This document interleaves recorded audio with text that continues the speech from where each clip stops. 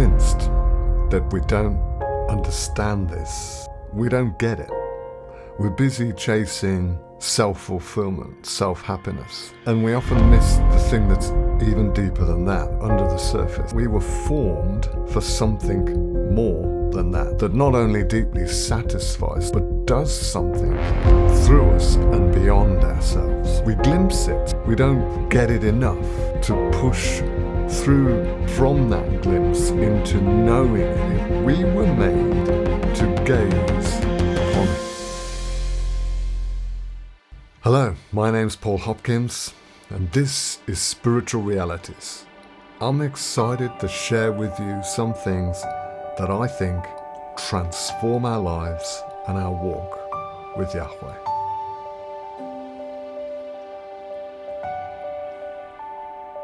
I'm more and more drawn into the story that's given in the Hebrew scriptures of how we were formed and what we were for, and how it affects our daily, day-to-day living and the things that we do and the things that we try to achieve, and our fascination with success or failure. All of these motives and these driving energies within us and what they lead us towards. And there's something powerful and extraordinary about that story of our formation that's in the early parts of a book that we call Genesis within the scriptures.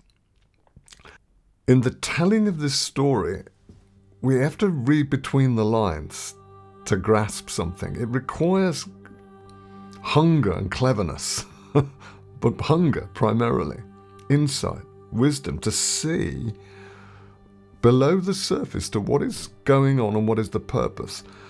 And the story, its primary focus at first is to show us our tendency, that the way that we failed, the way that we've moved away from that. And it focuses on that. And that's important because it gives us a context to understand the struggles that we have and the struggles that the world has around us. But if you read between the lines, you can reverse it and see why we are here, why we were formed, and it's fundamental for your daily living and satisfaction. In this story, you see there's a place, a garden called Eden, where there's this harmony, wonder, innocence. And Adam and Eve, the first man and woman, called humanity, get to walk in this garden and enjoy of its delights. They are provided for. And something happens within it. It's called, in the cool of the day, in the atmosphere, the wind of the day, God, Yahweh, walks with them. He walks in the garden, and there's an invite for them to walk with him and look at him.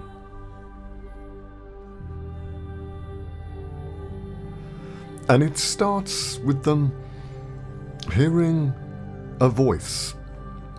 Only that word isn't just a language voice, it's a sound, it's a frequency, it's a melody of presence, a beautiful melody that signals Yahweh's around. And it is an invite to draw near. It's an invite, it's not a command, it's not a military order.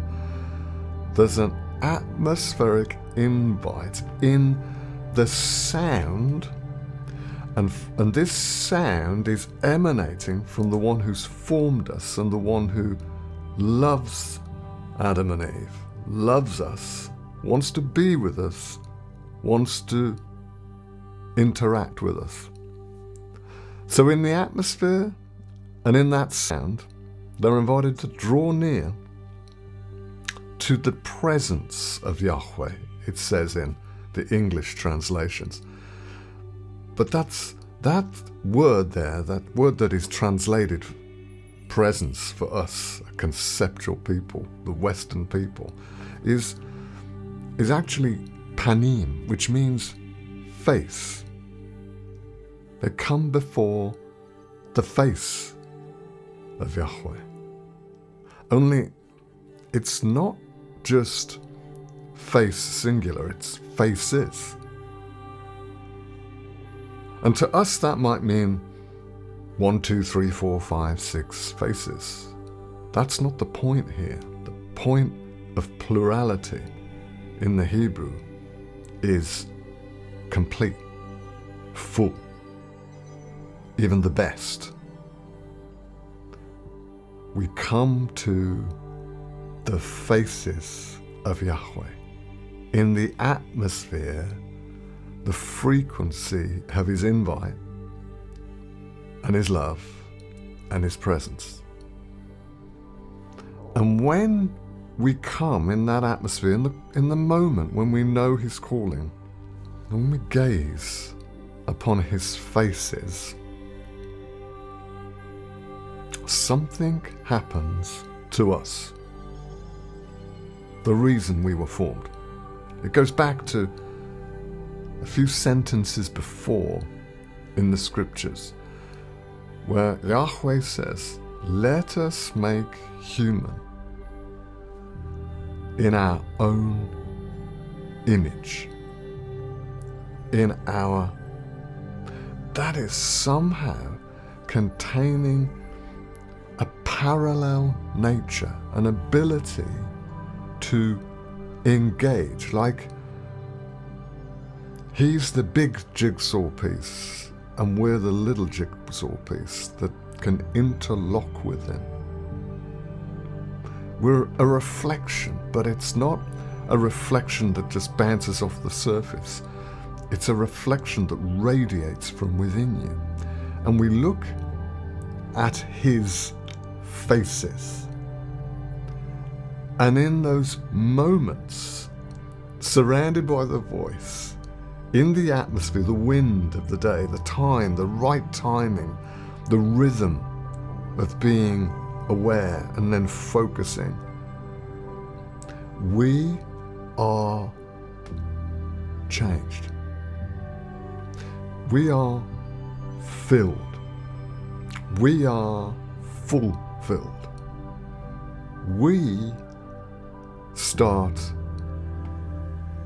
to mold around his beauty, and our insides mold within his beauty.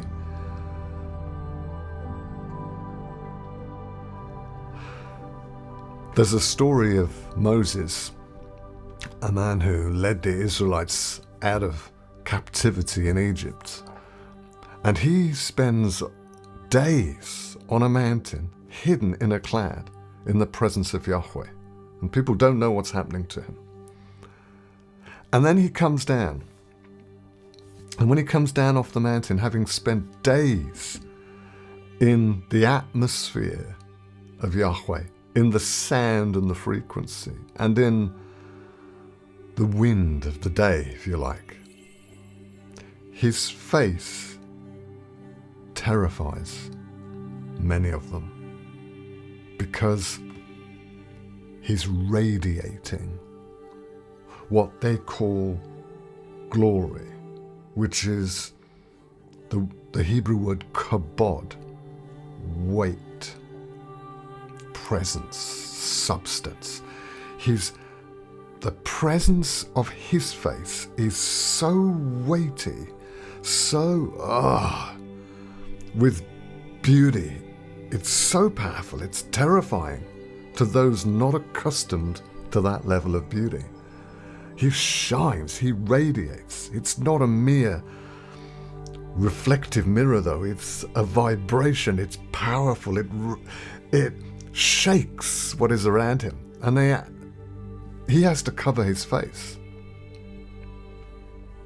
to be with them.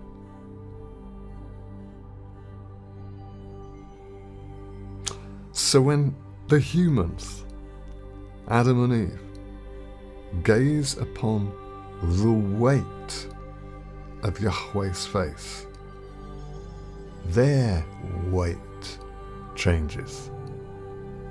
They go from having the shell of a face